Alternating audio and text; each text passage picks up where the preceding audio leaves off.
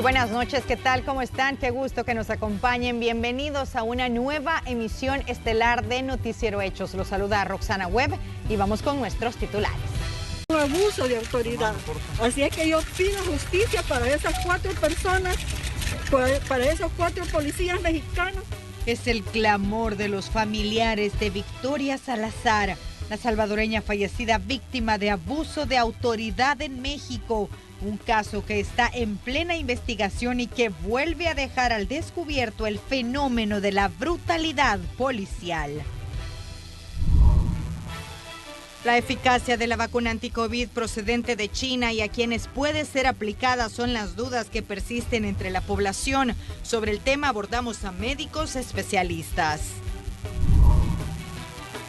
Autoridades de salud y de migración anuncian nuevas disposiciones para el ingreso de personas a El Salvador, medidas a implementar en el contexto de la pandemia para evitar casos de COVID-19.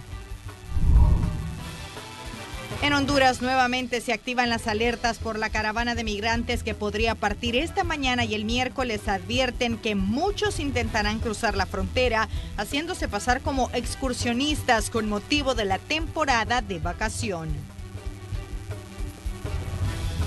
Familiares de la salvadoreña Victoria Salazar, quien fue asesinada por policías en México, pidieron justicia y apoyo del gobierno para poder repatriar el cuerpo. Jennifer Flores nos presenta toda la información.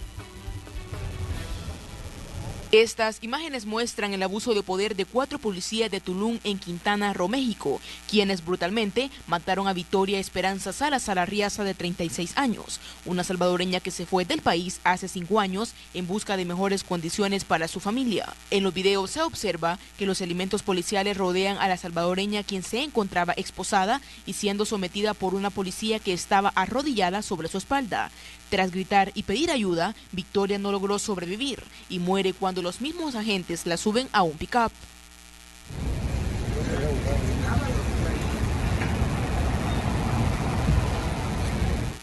Un hecho que ha causado indignación. La familia de Victoria llegó a Cancillería para hablar sobre la repatriación del cuerpo y para pedir justicia en el caso. Yo siento indignación, me siento impotente, me siento frustrada. Yo hubiera querido estar allí como madre, pero no, uno no puede estar en todos los lugares. Pero ese fue un abuso de autoridad. Así es que yo pido justicia para esas 4 personas, para esos 4 policías mexicanos. Yo necesito, aunque sé que mi hija ya no volverá a la vida, eso yo lo sé, pero sí en el área moral y emocional yo estaría más que satisfecha que esos señores pagaran. Que se celebre un juicio justo, queremos justicia para los que están implicados en el hecho. Para mí eso fue un abuso de poder, ellos aplicaron un abuso de fuerza en esa situación que no está justificado, ellos no deberían de haber aplicado ese actuar. Por medio de fotografías lograron identificar a Victoria, quien dejó 2 hijas en la orfandad en México. La familia espera que las autoridades mexicanas actúen de inmediato para que los culpables paguen por el crimen. También planean viajar a México para reunirse con las 2 menores. No es justo, pues, mi hija deja en la orfandad a 2 niñas, que allá las tenía en México, mi hija. Entonces, ahorita estamos en ese dilema, ahorita también nos han llenado una forma allí, una fórmula, para ver si nos ayudan a llegar al lugar para ir a consolar a las niñas, pues, porque son menores de edad, una de 15 y una de 16. Según el fiscal general del estado de Quintana Roo, el resultado forense indicó que Victoria murió a causa de fracturas en la columna vertebral. Este caso de brutalidad es calificado como feminicidio. La técnica policial de control corporal aplicada y el nivel de fuerza utilizado se realizó de manera desproporcionada, inmoderada y con un alto riesgo para la vida, ya que no fue acorde con la resistencia de la víctima, lo que ocasionó una desaceleración con la rotación del cuello, violándose con ello lo establecido en la Ley Nacional sobre el uso de la fuerza. El presidente de México, Manuel López Obrador, lamentó y condenó el crimen y dijo que no quedará impune. Es un hecho que nos llena de pena, de dolor y de vergüenza. Decir a sus familiares, a las mujeres salvadoreñas, mexicanas, las mujeres del mundo, a todos, hombres y mujeres, que se va a castigar a los responsables. Ya están en proceso de ser enjuiciados. Este asesinato de la salvadoreña que residía en México con visa humanitaria permanente pone en evidencia la deuda que hay en los países por proteger los derechos humanos. Al menos es lo que piensa el director de Alianza Américas. Lamentablemente tendemos con frecuencia a pensar que esas personas, si no tienen autorización migratoria, carecen de derechos. Y te repito, todo ser humano tiene derechos inalienables, no importa dónde estemos y no importa nuestra condición migratoria como para explicar si alguien tiene o no tiene derechos. Para la feminista de El Salvador, este caso va más allá, pues el abuso de poder de los policías deja claro la debilidad de las leyes y la vulnerabilidad de las mujeres en ese país. Tenemos que condenar el asesinato de Victoria Salazar, porque eso, es un asesinato con el agravante también de ser a manos de un cuerpo policial y que refleja esta denuncia que hay siempre de los movimientos feministas, ¿verdad? Que no nos cuida la policía, que nos cuidan nuestras amigas. Lo que sucedió ayer en México demuestra cómo estas instituciones siguen ejerciendo su labor desde esa visión patriarcal. A través de un comunicado, Cancillería condenó el crimen de la compatriota y brindarán todo el acompañamiento que requieran los familiares. Por su parte, el presidente Nayib Bukele dijo a través de sus redes sociales que el gobierno se encargará de la manutención y estudios de las menores, mientras a la vez pide justicia para los responsables. Con imágenes de Ever Ábalos, Jennifer Flores, Noticiero Hechos. Autoridades salvadoreñas dieron algunos detalles sobre la situación migratoria de Victoria Salazar en México. Victoria Esperanza Salazar, una mujer salvadoreña que tenía residencia permanente en México y que por razones humanitarias se le había otorgado. Es uno de muchos casos que son registrados constantemente. Para el director de Migración y Extranjería, la muerte de la compatriota es lamentable. Por el momento, la información de su salida del territorio nacional no ha sido revelada, pues esta servirá en las investigaciones en torno a este caso. Estamos consternados y estamos pidiendo una investigación. También hemos tenido el apoyo del gobierno de México y de las autoridades correspondientes para la investigación y se llevan a los culpables pues ante la justicia. En cuanto a su pregunta en particular, lamento no poderla contestar completamente porque todavía es un tema de investigación y no queremos estropear las investigaciones que se están llevando a cabo. El tema de la migración irregular que ha estado enfrentando los países centroamericanos en las últimas semanas sigue siendo uno de los principales ejes de trabajo de la División de Seguridad Fronteriza de nuestro país.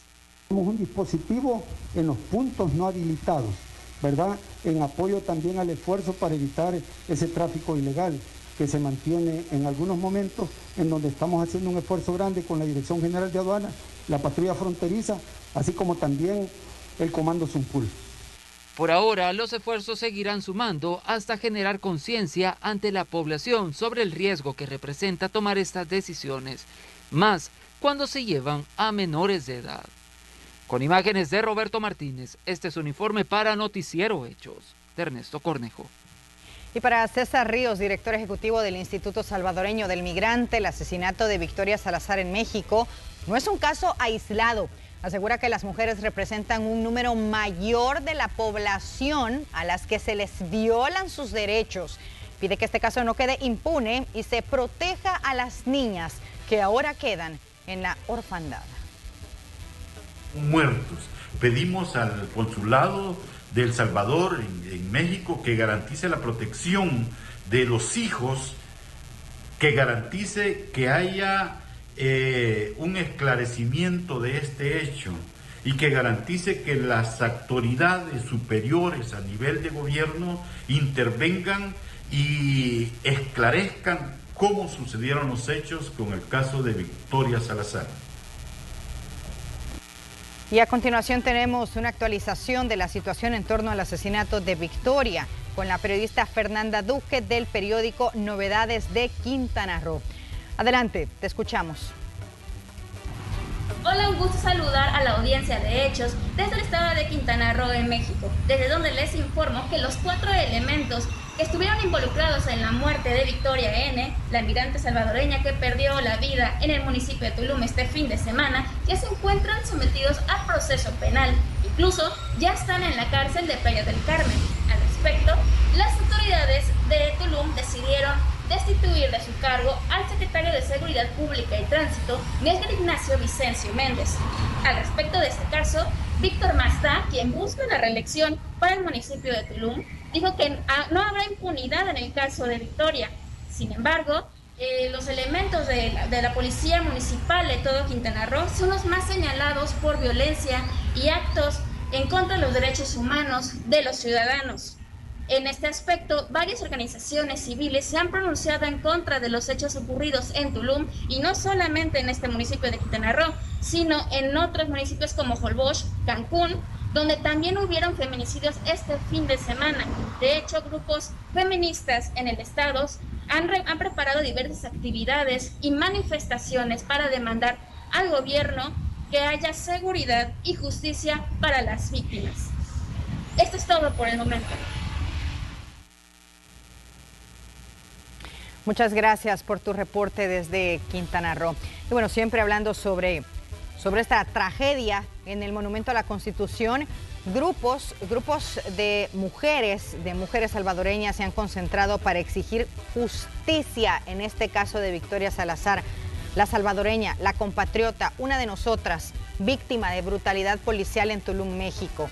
De hecho, la periodista Rocío Cruz nos informa. Rocío, adelante.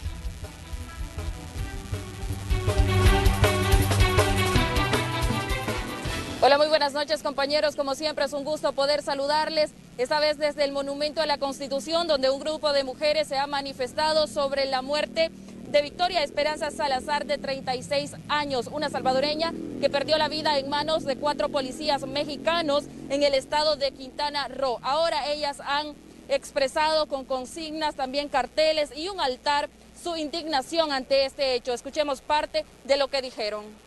Por la policía de Quintana Roo, creemos que este tipo de hechos no deben de suceder desde la brutalidad policial y tampoco desde la misoginia y el racismo. Como mujeres somos muy afectadas por el tema de desprotección desde el Estado salvadoreño y por lo tanto somos obligadas a migrar buscando protección, y no es posible que en el país que nos acoge como migrantes nos desprotejan y violen nuestros derechos humanos. Entonces estamos acá para eso, para pedir justicia enérgicamente por la vida de Victoria. Además, piden al gobierno salvadoreño, mexicano y estadounidense que aprueben políticas públicas que ayuden a mejorar las condiciones de todos los migrantes. No queremos respuestas asistencialistas, son miles y miles, cientos de casos de salvadoreños que mueren. Esto no se resuelve con asistencialismo, se resuelve con políticas públicas contundentes y con la valentía de pararse y hacerle frente a los estados como Estados Unidos, pues, que no nos da una solución para la crisis migratoria, y México, el Estado de México. Hacemos un llamado también a las autoridades mexicanas para que, pues, se pongan del lado de los derechos de todos los migrantes, porque todos tenemos familiares que han salido del país, porque aquí la situación, pues, no es. Ellas piden que se haga justicia en el caso de Victoria Esperanza, una salvadoreña de 36 años quien residía aquí en el país, en el departamento de Sonsonate. Esta es parte de la información que se ha generado en torno a este tema aquí en el Monumento a la Constitución. Con esto retorno la señal hasta el estudio principal. Muchas gracias, Rocío, por tu reporte. Gracias por compartirnos también las imágenes y las declaraciones de quienes participan en este llamado de atención.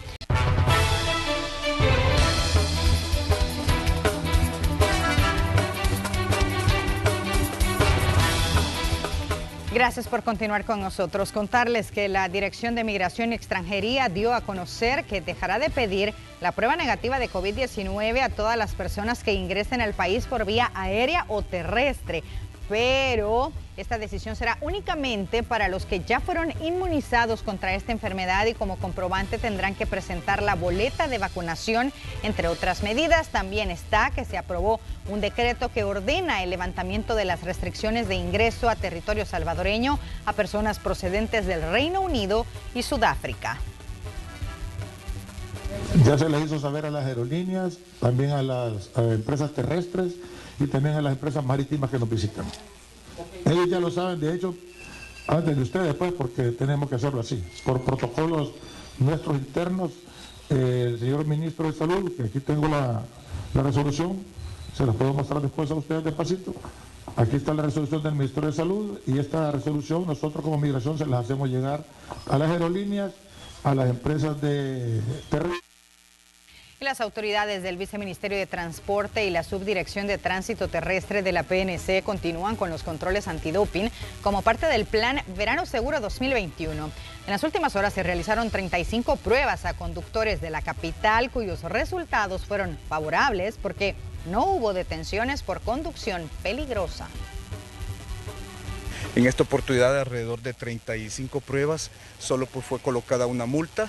No hemos tenido ningún conductor que sobrepase los límites para poder ser detenido como conductor peligroso. Eso pues refleja que la ciudadanía está acatando indicaciones y así poder disminuir los accidentes de tránsito para estas vacaciones.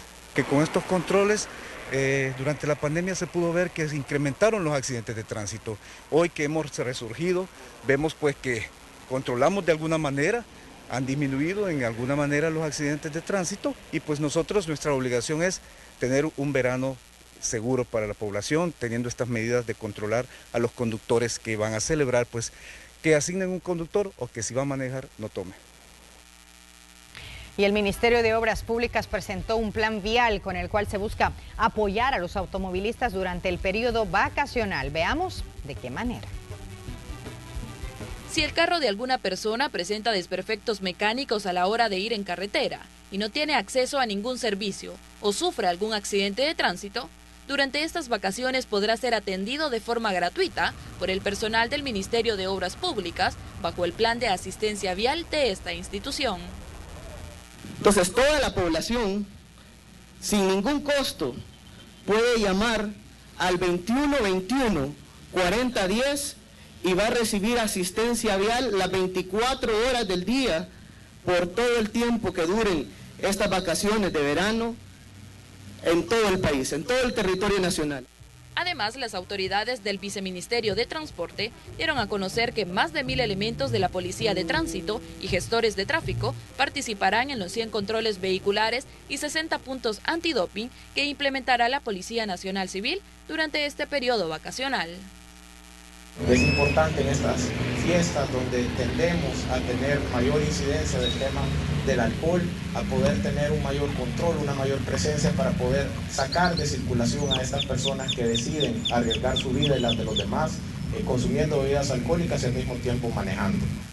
Asimismo, se ha lanzado una campaña de prevención para reducir el número de accidentes viales y que los automovilistas respeten las señales de tránsito. Este es un informe de Rocío Cruz para Noticiero Hechos.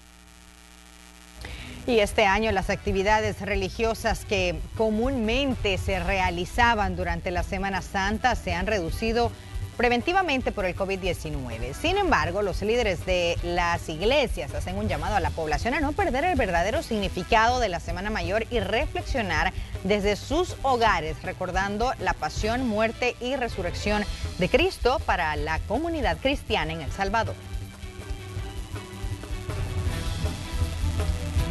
Con dignidad, en primer lugar, creo que no es un tiempo para, como dicen, reventarse. Creo que es un tiempo para, sobre todo después de estos periodos tan complejos, agradecerle a Dios por la vida. Agradecerle a Dios porque, pues, si usted está viendo este programa, ha pasado un proceso duro probablemente, pero aquí está y uno no puede desaprovechar la vida. ¿Sabe algo? La Biblia dice que al que más se le da, más se le demanda. Y el complejo acuático del Parque El Cafetalón fue remodelado por la Alcaldía Municipal de Santa Tecla y entregado este lunes 29 de marzo para que la población tecleña pueda utilizarlo durante las vacaciones. El lugar fue golpeado por la tormenta tropical Amanda en el año 2020 y ahora luce unas reconstruidas instalaciones desde la piscina para niños, glorietas, bancas y zonas de acceso. En este lugar hemos invertido aproximadamente $60,000, un poquito más tal vez, porque lo hemos hecho con administración, lo hemos hecho con recursos propios. Aquí no se ha contratado a ninguna empresa, sino que lo hemos hecho con recursos propios y con personal propio. El Patronato Pensando en Familia nos compró materiales, la Alcaldía compró materiales, el Instituto Tecleño del Deporte compró materiales y con nuestro personal lo hemos estado renovando y lo iniciamos en pandemia. Y el actual alcalde de Santa Tecla, Roberto Dawison, confirmó que a un mes de dejar la comuna para dar paso al alcalde electo Henry Flores, todavía no ha comenzado el proceso de transición, pero que espera nombrar a sus representantes después de la semana de vacaciones. Dawison asegura que deja la alcaldía de Santa Tecla con una deuda de $30 millones, pero con un patrimonio de más de 150 millones. Mira, nosotros no hemos tenido ningún contacto todavía con el alcalde electo. Viniendo de vacaciones vamos a anunciar la comisión de transición por parte de la alcaldía y pues nosotros siempre hemos sido fieles cumplidores y respetuosos de la ley y de las sanas prácticas, pues vamos a hacer una transición tranquila, ordenada como es nuestra característica. Estoy entregando un patrimonio a diciembre de 2020 de 151.238.000 y fracción. O sea, le hemos más que duplicado. Le hemos incorporado 76.400.000 y pico de dólares al patrimonio de la alcaldía.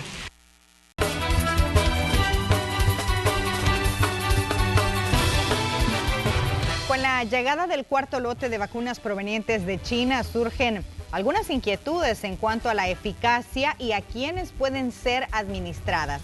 El doctor Yerles Ramírez, director del Hospital San Rafael, aclaró algunas dudas al respecto. Con el cuarto lote de vacunas contra el COVID-19 que recibió el país, se inmunizarán a maestros, personal administrativo del sistema público en el periodo del 30 de marzo hasta el 5 de abril. Luego se le dará prioridad a los adultos mayores y personas con enfermedades crónicas. Por ejemplo, los diabéticos, hipertensos y personas con VIH que estén en tratamiento. Obviamente, siempre el paciente que esté en valores normales. Otra pregunta que viene con frecuencia es si el paciente con VIH puede vacunarse. Realmente sí se puede vacunar. Aquellos pacientes que están en la clínica de atención integral de los hospitales y llevan su control y están con su medicación antirretroviral, sí se pueden vacunar también. Deberán tener precaución las personas que están en tratamientos como las quimioterapias, quienes requerirán de un chequeo específico para determinar si son candidatas a recibir la dosis. Habría que evaluar qué tipo de fármaco está recibiendo en la actualidad. En estos casos especiales debe de existir un comité o un especialista, un comité de especialistas en realidad, que debe de analizar estos casos que pueden ser complicados si no se entra en un óptimo estado del paciente. También deberán consultar las personas que hayan presentado alguna reacción alérgica a las vacunas preventivas como la del sarampión y hepatitis. Las únicas contraindicaciones de las vacunas son alergia conocida a algún tipo de los componentes de la vacuna, como por ejemplo hidróxido de aluminio, por ejemplo, ¿verdad? Este es un preservante que se utiliza para las vacunas que en algunos pacientes puede causar reacciones graves. Y aquellas personas que han tenido básicamente este tipo de manifestación, que puede ser cutánea, que puede ser un poquito de dolor, calor o un rash generalizado, ese tipo de personas debe de consultar. En cuanto a la efectividad de esta vacuna, el doctor Yerles dijo que se ha demostrado el 100% de eficacia para impedir casos graves, es decir, de pacientes que necesiten hospitalización. Carla Goches, Noticiero Hechos. Y el ministro de Salud, Francisco Alaví, es una de las casi 70,000 personas que han sido vacunadas contra el COVID-19. El procedimiento se llevó a cabo en la Unidad Comunitaria de Salud Familiar en Ilopango, en la cual se tuvo que cumplir con los 4 pasos previos a la aplicación del fármaco y un quinto para descartar efectos secundarios. Según el funcionario, las personas podrían presentar dolor en el área donde se aplicó la vacuna, dolor de cabeza, náuseas y, en pocos casos, diarrea.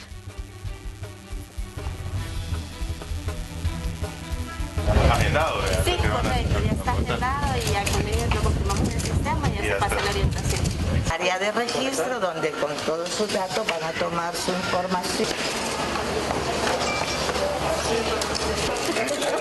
No vaya a llorar, no vaya a llorar.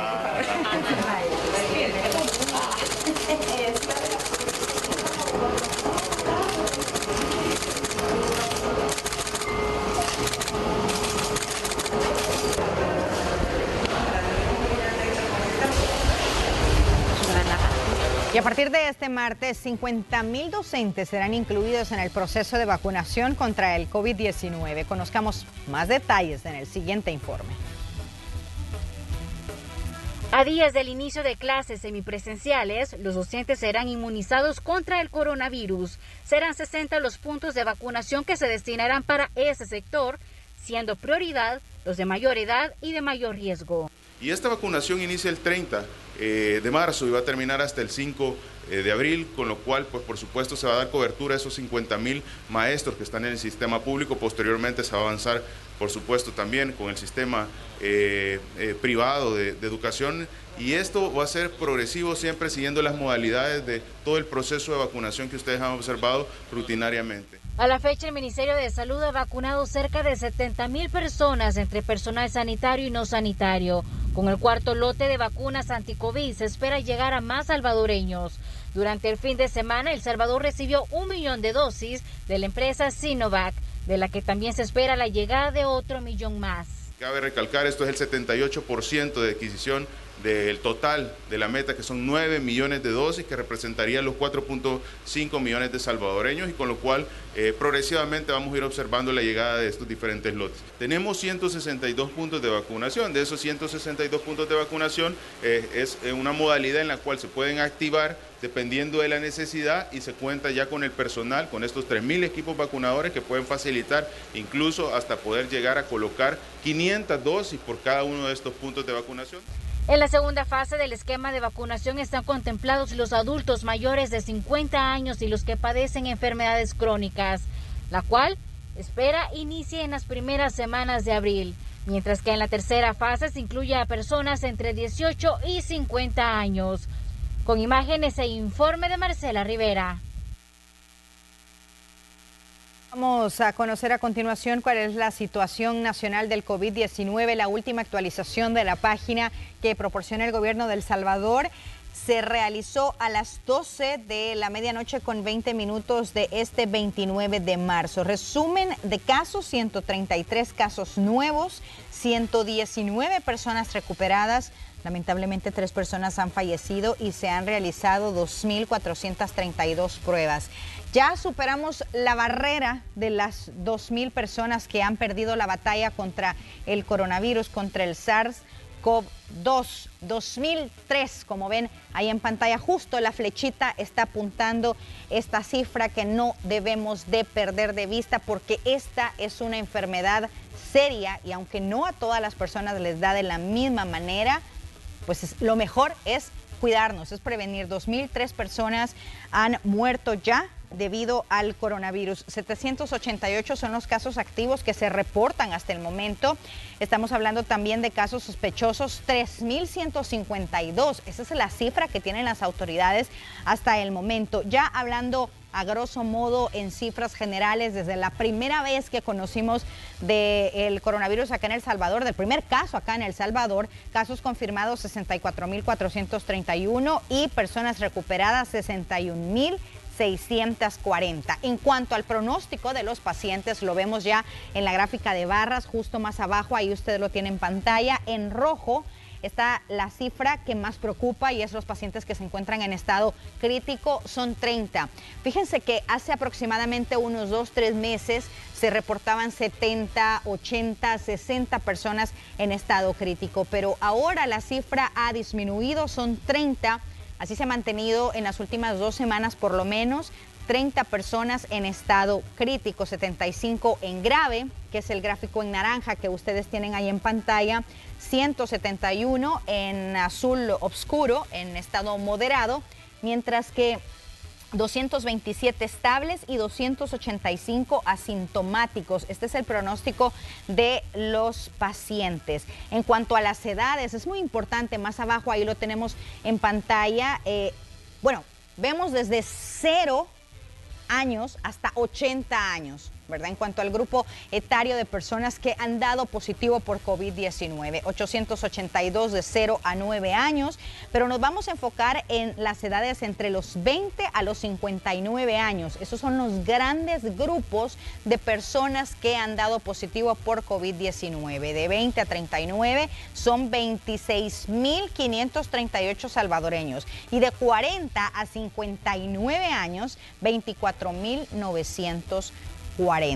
Así que con estas cifras nosotros queremos hacer también conciencia con ustedes, amigos televidentes, para que no bajemos la guardia. Sabemos que esta semana muchas personas pueden relajar las medidas debido a las vacaciones, pero es importante que siempre utilicemos nuestra mascarilla, el distanciamiento, que nos lavemos las manos, que utilicemos el alcohol gel, que protejamos a nuestros hijos, que protejamos a nuestros adultos mayores, que nos cuidemos todos, porque esta enfermedad es grave. En algunas personas se desarrolla de manera grave y no tienen la oportunidad de poder contar la historia de su recuperación. Así que a cuidarnos todos.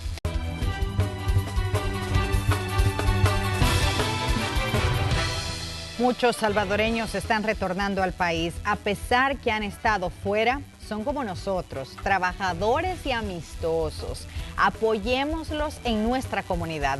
Fondo de Consolidación para la Paz y el Ministerio de Migración y Extranjería. Vamos ahora a contarles algunas noticias internacionales. El gobierno de Guatemala anunció este lunes un estado de prevención en 5 de los 22 departamentos del país para contener la posible llegada de una caravana migrante de hondureños anunciada para esta semana. Las autoridades de migración destacan que no hay información oficial de la conformación de una caravana migrante. Sin embargo, señalaron que ya tienen una mesa multisectorial para darle seguimiento. De que nosotros como Instituto Guatemalteco de Migración hemos hecho todas las coordinaciones respectivas a lo interno de la institución para reforzar nuestros equipos de trabajo en las estaciones migratorias de El Ceibo, Aguacaliente, El Florido, y de la misma forma lo estamos haciendo en Gracias a Dios, y de la misma forma también en Huehuetenango La Mesía.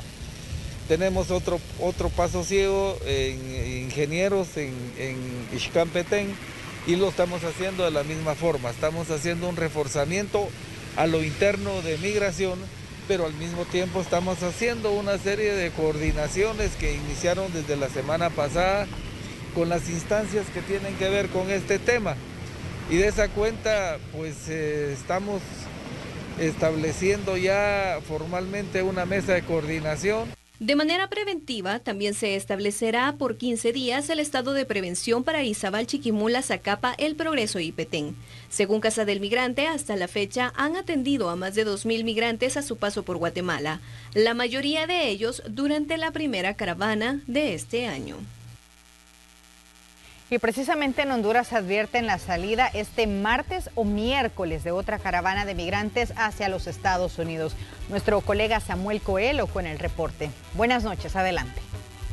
Pues en este momento, ¿qué le podemos decir de la situación actual de la mega caravana de migrantes que estaría saliendo desde San Pedro Sula entre el martes 30 y el miércoles 31 del presente mes de marzo? La situación es bastante incierta, ya que lo único que se ha realizado hasta la fecha son las convocatorias por redes sociales, por WhatsApp y por Facebook. No tenemos un número que se contabilice hasta el momento de cuántas personas estarían realizando este peligroso viaje entre los países de Guatemala, México, para llegar hacia los Estados Unidos. Lo que sí podemos decirles es que ellos una noche antes van a la gran terminal de buses aquí ubicada en San Pedro Sula y comienzan a reunirse para luego emigrar en horas de la madrugada. Habrá un poco de dificultad, eso sí lo podemos decir, porque este sector estará pasando por la Semana Santa en ese preciso instante. Eso significa que los controles policiales y también de otro tipo de autoridades gubernamentales estará a la orden del día. Se maneja también que muchos de ellos posiblemente estarían realizando este viaje en excursiones, camuflajeados como excursionistas que buscan ir a los puntos turísticos del lado de Omoa, del lado de Puerto Cortés, y ahí pues realizar este pase hacia el hermano país de Guatemala. No sabemos si se estarán yendo por el lado de Corinto o por el lado de Occidente en la frontera de Aguascalientes. Nosotros estaremos muy pendientes de toda la información que se esté girando en las últimas horas sobre esta posible mega caravana de migrantes, que no se espera que sea como la anterior, que ya se contabilizaban alrededor de 5.000 a 7.000 personas que ya están de regreso, muchos de ellos después de haber sido deportados por autoridades guatemaltecas y autoridades mexicanas. En diferentes emisiones estaremos enviando nuestros reportes desde Honduras para brindarles más detalles de todo lo que está ocurriendo actualmente con la migración irregular en nuestro país. Con ustedes, compañeros, en el estudio principal. Muchas gracias por tu reporte desde Honduras. Y el número de cruces irregulares a Estados Unidos sigue en aumento a pesar de que la frontera continúa cerrada debido a la pandemia. Las autoridades reconocen que este es un proceso cíclico. La frontera nuevamente está cerrada. La desesperación de los migrantes retornados a México. Traían a seguir el proceso porque ya no cabíamos. Para luego tirarnos acá. Es un recordatorio de la complejidad del sistema inmigratorio en Estados Unidos. La excongresista demócrata del Distrito 26 de Florida, Debbie Mucarsel Powell, habló con La Voz de América sobre este tema. Tenemos que ver este problema migratorio no como un problema, pero como una oportunidad para trabajar globalmente con otros países para dar soluciones a personas que quieren venir acá, trabajar y contribuir a nuestro país. El padre Eduardo Fabián Arias, que vive en Nueva York y es activista de los derechos de los inmigrantes, identificó en su charla con La Voz de América lo que para él es uno de los mayores retos en busca de una solución a este tema, independientemente de la administración. Hasta que no se descriminalice al inmigrante en este país, no va a cambiar la situación. Aquí hay una política criminal contra el inmigrante que está en situaciones vulnerables como es precisamente la ilegalidad o la indocumentación. Mientras se sigue debatiendo en la capital del país cómo manejar el sistema inmigratorio, Joseph Umire, experto de seguridad, alerta sobre aquellos que están tomando ventaja del flujo irregular. A pesar de que la trayectoria de sur al norte es más difícil pasando por Colombia, Panamá, esa infraestructura está siendo desarrollado y donde hay tanto demanda va a haber esta oferta. La administración de Joe Biden anunció que buscará proveer opciones a los migrantes en sus países de origen para evitar así que se embarquen en la peligrosa travesía, mientras trata de encontrar unidad en el Congreso frente a un tema que sigue siendo un reto. Celia Mendoza, Voz de América, Nueva York. Y tras semanas de bajas en el número de contagios, hospitalizaciones y muertes, nuevamente están aumentando los casos de coronavirus en Estados Unidos.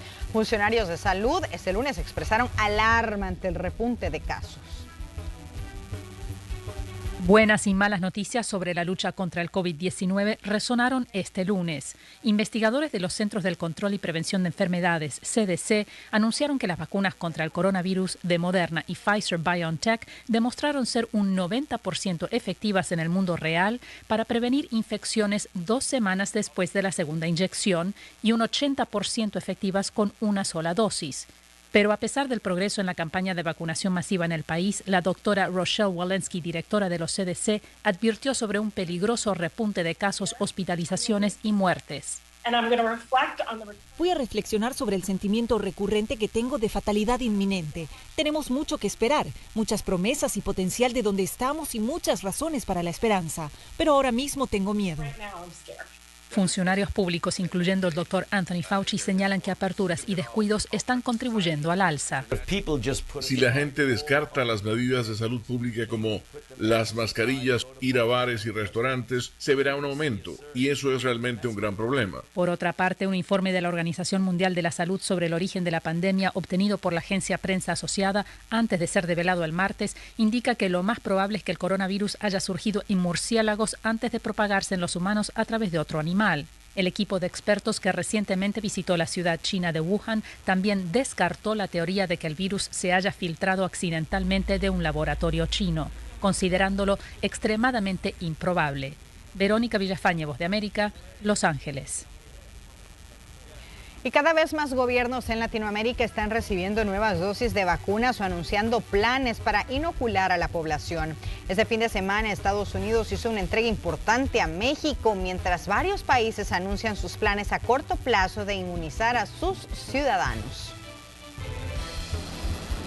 1,5 millones de dosis de la vacuna de AstraZeneca contra el COVID-19 aterrizaron este domingo en Ciudad de México procedentes de Estados Unidos. Según el gobierno mexicano, esta es la primera entrega estadounidense hacia otro país y forma parte del acuerdo de 2.700.000 dosis para ayudar a inocular a la población mexicana, unas 126 millones de personas.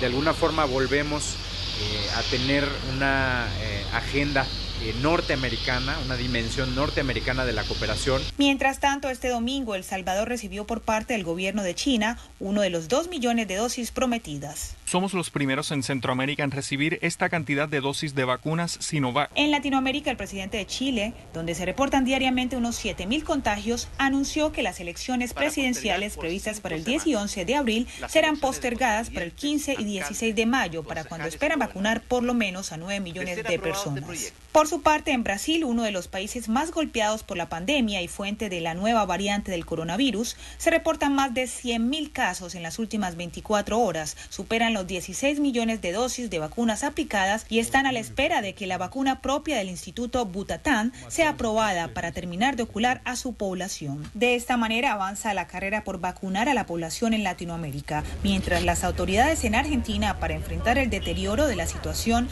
anuncian la suspensión de vuelos desde los países más afectados actualmente, Brasil, Chile y México. Diva Lizeth Cash, Voz de América, Washington.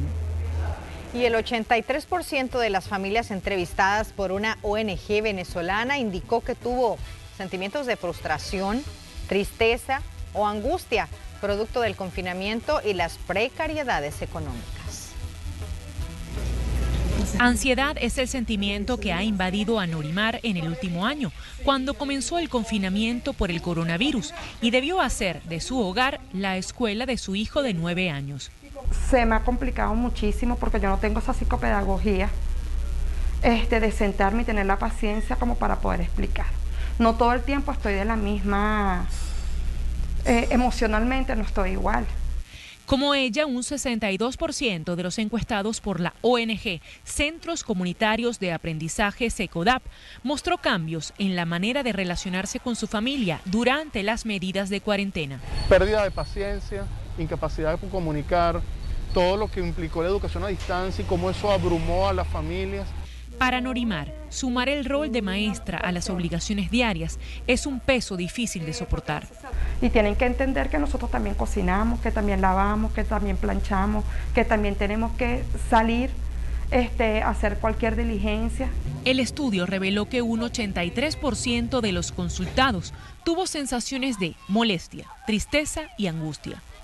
Mira, las familias lo que reportan en su mayoría son estados de frustración, incapacidad para poder cuidar a los niños, manifestaron alteraciones del estado de ánimo y sobre todo el peso económico era una de las principales preocupaciones para estas familias. El no tener cómo manejar esas emociones genera violencia intrafamiliar, según el coordinador de SECODAP. Bueno, es como se ha incrementado el uso del castigo físico, el uso del maltrato y sobre todo la violencia sexual en contexto de cuarentena. De 583 familias entrevistadas para esta investigación, 25 confesaron estar más agresivas con los niños que tienen a su cargo. Adriana Núñez, Rabascal, Voz de América, Caracas.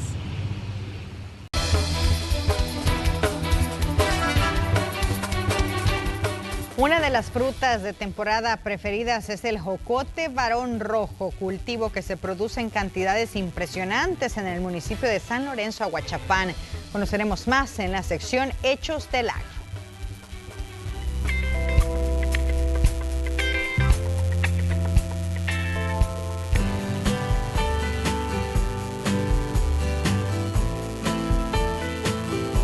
Aquí manos hacen falta para recolectar la impresionante cosecha. El calor está tremendo, pero estas personas están acostumbradas a trabajar así y lo hacen con gran dedicación e incluso alegría, porque miles de árboles dieron fruto y eso les permite salir adelante todos los años. Porque sí, lo llega bastante, porque más trabajo los abunda aquí en la zona del jocote. Sí, es así porque nosotros los agricultores de esto trabajamos, ¿verdad?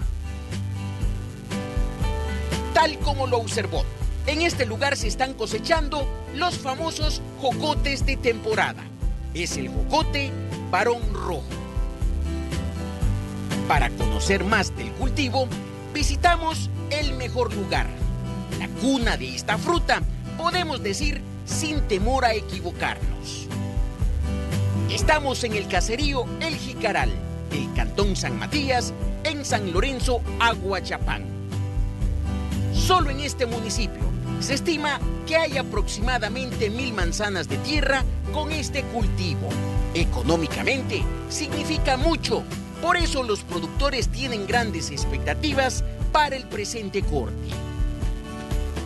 Las expectativas que tenemos es completar la venta de nuestro producto, que tal vez en la Semana Santa sea un poco mejor, porque en el momento estamos un poco mal con los precios, ¿verdad? Pero tal vez para la Semana Santa pues se nos pueden mejorar los precios y tal vez podemos vender toda la cosecha, que el año pasado la perdimos toda. Lamentablemente es la realidad, y quien lo sabe es don Álvaro Asensio. Es uno de los principales productores de la zona y lamenta que el año pasado todo se perdió. La pandemia del coronavirus no permitió que la cosecha se vendiera. Recuerda que sus terrenos estuvieron tapizados de fruta. Sin embargo, aún así, el golpe principal fue más que todo para los productores. Quienes viven del trabajo agrícola, afortunadamente, no perdieron sus fuentes de ingresos. En medio del caos, ellos continuaron trabajando. Aquí en San Matías, este lugar, nosotros no sufrimos. Por la gracia de Dios, que siempre ganándolo al jornal, siempre nosotros estuvimos ahí trabajando. No tuvimos ningún atraso de nada, gracias a Dios. Todo es gracias a la responsabilidad que los productores de varón rojo mantienen con sus empleados. En San Lorenzo, la recolección de jocote cada año es una de las pocas oportunidades de empleo para más de 1000 personas de diversas zonas rurales. Durante la cuarentena, se veló por el bienestar de ellas, a pesar que los dueños del cultivo fueron golpeados como nunca.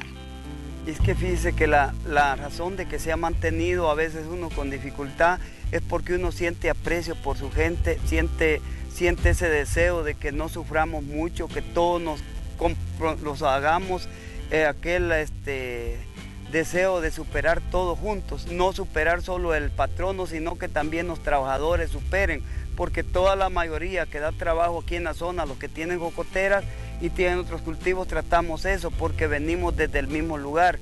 No estamos como otros que ya nacen con las cosas ya hechas, nosotros las hemos logrado a base de sacrificio.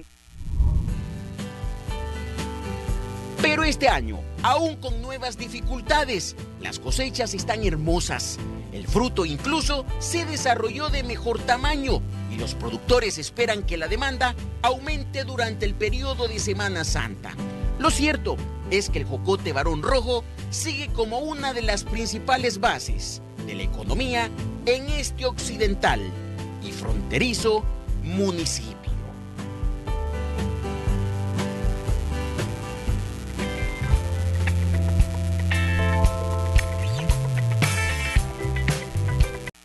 Y hoy le presentamos una alternativa. Si usted quiere viajar seguro o simplemente un paquete, se trata de un mándalo con Olguita. La periodista Ileana Leiva nos cuenta de qué se trata en el siguiente informe.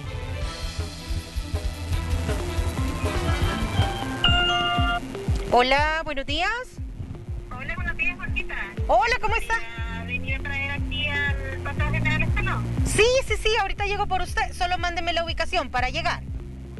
La jornada de trabajo comienza desde muy temprano para Olga, una mujer emprendedora que tras quedarse sin empleo por la pandemia decidió buscar una alternativa, cambiando el micrófono por un timón.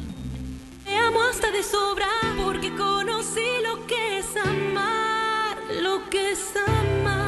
Y es que antes se dedicaba al canto, pero el rubro de los artistas se vio golpeado, por lo que hoy se desempeña haciendo viajes en su vehículo, un emprendimiento al que ella decidió llamar Mándalo con Olguita.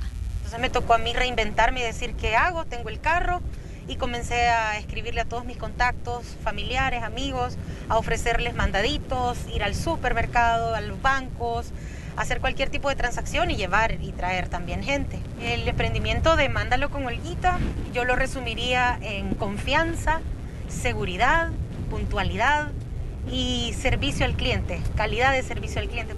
Un año ha pasado ya y el trabajo no ha sido fácil para Olga, pero jamás se rindió.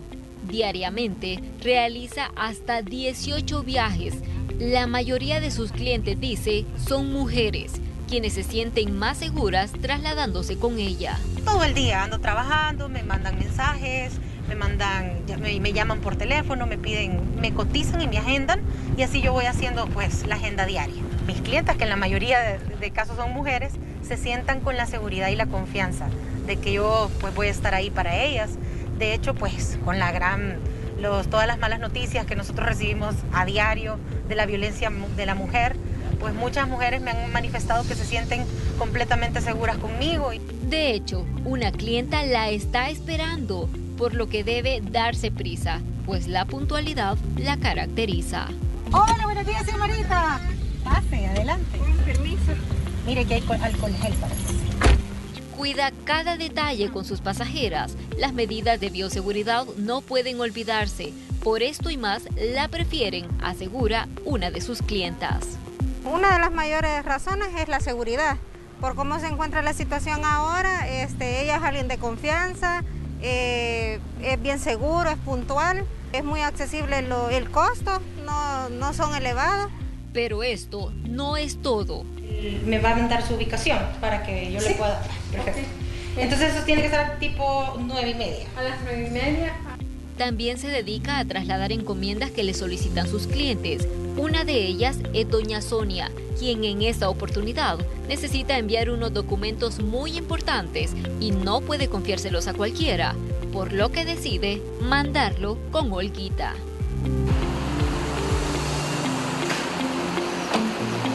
Es por la confianza, por la rapidez y que son documentos delicados, digamos trámites de banco o documentación para otras empresas, se tienen que mandar confidencialmente con una persona segura. Si usted quiere viajar seguro y que sus paquetes lleguen al lugar de destino indicado, puede contactar a Mándalo con Olguita al 6000-8288. Con imágenes de Erika Alfaro, Ileana Leiva, Noticiero Hechos. La Fiscalía General de la República presentó hoy el requerimiento ante el Juzgado de Paz de Conchagua contra Edgar Ernesto Velázquez Joya e Irving Emilio Mejía Vanegas por el delito de casos especiales de lavado de dinero y activos. Se les incautó dinero que escondían en una bolsa de leche. Diversos cuerpos de socorro realizaron un simulacro de rescate de varias víctimas durante un accidente de tránsito en la carretera hacia el Puerto de la Libertad. Es todo por nuestra parte. Que pasen una feliz noche y nos vemos mañana.